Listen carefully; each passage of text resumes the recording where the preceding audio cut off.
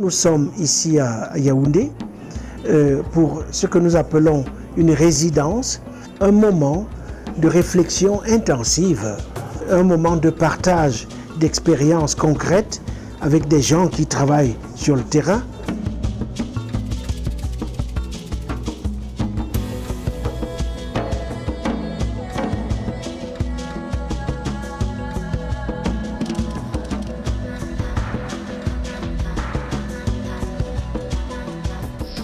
Nous sommes ici donc pour réfléchir sur la question des nouvelles formes de mobilisation militante en Afrique.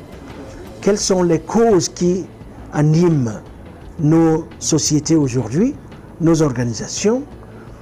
Pourquoi est-ce qu'elles luttent? Comment elles s'organisent pour lutter? Avec qui et pour quel but? Nous nous sommes en particulier penchés sur ces organisations qui luttent pour établir dans notre continent une démocratie substantive, c'est-à-dire une démocratie qui répond aux attentes majeures de nos sociétés. Quand j'entends parler de démocratie, pour moi c'est un énorme chantier. Il y a des gens, et c'est à l'œuvre partout. Les communautés sont partout en train de construire comment vivre ensemble, bien sûr à des échelles différentes et à partir de problématiques différentes. Comment on va prendre ça en compte? Il faut conceptualiser d'abord avant de pouvoir agir. Et que ce qui a fait la longévité justement de projets politiques qui ont porté des fruits, c'est parce qu'ils ont été d'abord conçus, pensés et théorisés. Alors, le financement de la démocratie est donc un aspect essentiel pour garantir son bon fonctionnement et sa pérennité. La démocratie repose sur des principes clés. Nous avons parlé de la participation citoyenne, de la transparence, de la responsabilité, de l'égalité. Et pour promouvoir ces valeurs démocratiques et faire avancer la démocratie, il est crucial de soutenir financièrement les acteurs et les initiatives qui y contribuent. Vous savez, ces 3 premiers jours passés ensemble m'ont fait analyser que la question de la démocratie a une dimension un peu plus holistique, c'est-à-dire qu'elle ne se résume pas seulement qu'au vote, elle va au-delà. Le premier point, c'est considérer l'émergence de l'activisme #en Afrique comme une évolution remarquable de la manière dont les mouvements sociaux et politiques se mobilisent aujourd'hui et communiquent. Il est important que les réflexions s'orientent aussi sur la manière de préserver, de construire, d'adapter les modes d'expression populaires en ligne, que ce soit à travers le style de langage utilisé, le niveau de langage, les formules, n'est-ce pas, les formes d'expression verbales, non verbales, et y compris même l'utilisation des émoticônes qui aujourd'hui prend un sens significatif dans la manière de manifester une réaction face à un phénomène choquant ou troublant sur les réseaux sociaux. Comment la société civile a été pensée, comment est-ce qu'elle est arrivée, comment est-ce qu'elle est devenue au début des années 90 un mécanisme justement, disons, privilégié d'intervention sur les sociétés, de mobilisation, et comment la réflexion sur les sociétés civiles a évolué épistémiquement vers une épistémologie de la dénonciation. Je dirais globalement, je peux revenir sur les points, et je voulais qu'on réfléchisse aussi concrètement à ce que ça veut dire. Une violence basée sur le genre, c'est tout acte de violence dirigé contre un homme ou une femme du fait de ses rapports sociaux inégalitaires régissant dans une communauté et défavorisant un groupe de personnes. Il faut beaucoup parler à l'âge de la citoyenneté, mais je pense qu'il faudrait placer, quand vous définissez la citoyenneté, placer le citoyen au cœur. Est-ce que l'école de l'activisme, elle se différencie ou elle est incluse, mais est-ce que c'est par le biais de l'acteur, l'activiste qui va dans cette école de l'activisme, ou est-ce que c'est par des approches, des sujets différents? Ça, il faut qu'on réfléchisse à ça. Ces jours-ci, je vous ai entendu donc aborder pas mal de réflexions sur la question des mobilisations de libération. Et là, ce que je vous présente, c'est un témoignage du terrain. Je ne suis pas une académicienne, mais pratiquante du terrain.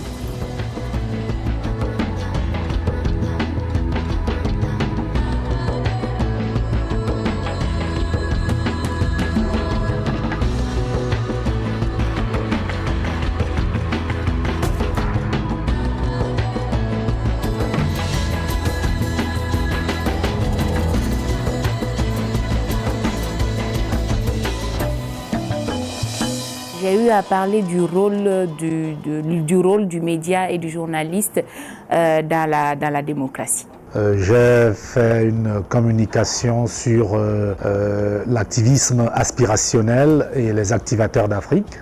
L'activisme aspirationnel, c'est celui qui porte directement sur l'action, l'intervention publique visant à réaliser certains objectifs de transformation de la société, en général ou dans des domaines assez précis.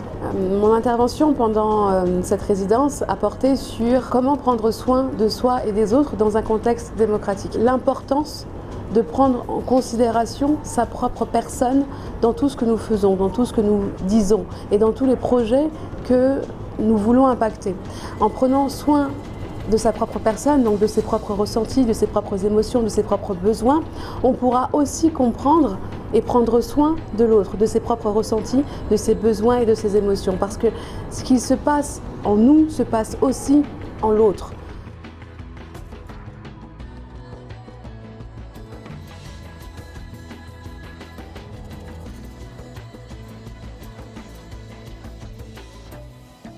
J'ai été invité à prendre part à cet atelier pour porter la voix de ce que j'ai appelé l'invisibilité des communautés marginales et notamment les peuples autochtones pygmées du Cameroun dans le champ de la participation politique.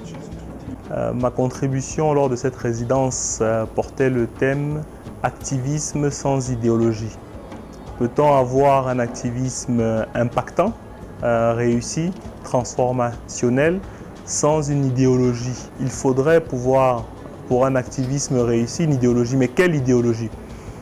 Aujourd'hui, il paraît ou il semblerait que le triptyque individualisme, capitalisme, démocratie paraît à bout de souffle. Il faut pouvoir le réinventer, l'enrichir ou alors trouver une alternative.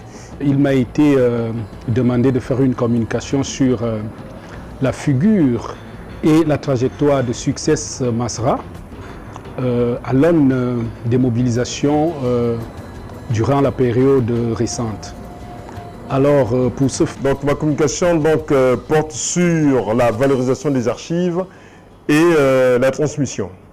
Donc, nous sommes en train de faire un travail de restauration, de numération, de valorisation des archives à travers des films documentaires.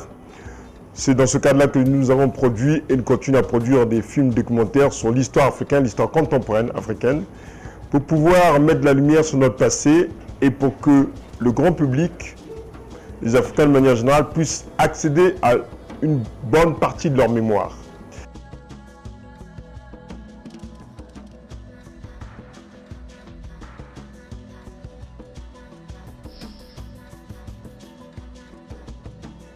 Nous essayons de regrouper des acteurs de différents espaces géographiques afin de travailler, afin de co-construire, afin de faire chemin ensemble pour pouvoir faire avancer la démocratie substantive sur une approche endogène.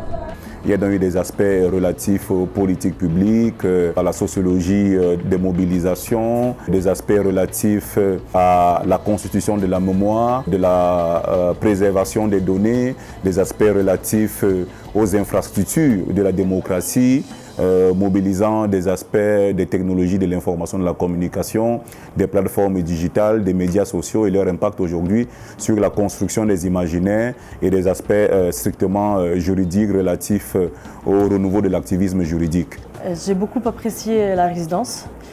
Je m'attendais à que ça soit un colloque scientifique, comme j'ai l'habitude de traîner dans les conférences scientifiques. Et alors ici, c'était pas tout à fait le cas. Bon, il y a l'apport des scientifiques, des académiciens et académiciennes. En fait, ça mélange les savoirs savants et les savoirs militants et les savoirs des médias. En fait, ça mélange tout un ensemble des parties du social dans un espace où on essaye de repenser la société.